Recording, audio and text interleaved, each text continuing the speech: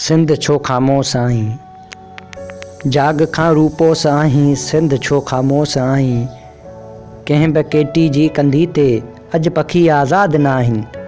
दर्द वेरनि में रुले थो पर किथे के दाद न आहिनि। अॼु बि अरबनि जूं निगाहूं कींझर जी ताड़ में आहिनि। अॼु बि अरबनि जूं निगाहूं कींझरनि जी ताड़ में आहिनि। नेण न्याणनि जा पुसाइल अॼु बि थर ऐं लाड़ में आहिनि। साध ॿेले जूं सदाऊं को नसूरो ज़हर आहिनि।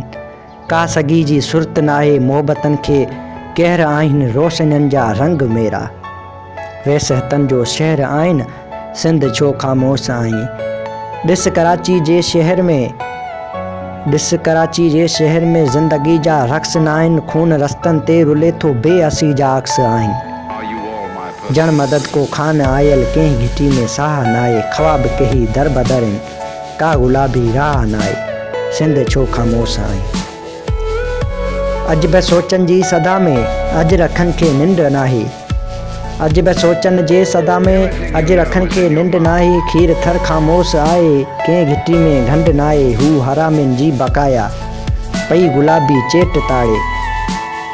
रोक सिंधू ते लॻायल पई कंवारी खेत साड़े। छो भला बेहोश आहीं, सिंध छो ख़ामोश आहीं। जाग खां रूपोस आहीं, ओ सिंध छो ख़ामोश आहीं, ओ सिंध छो ख़ामोश आहीं।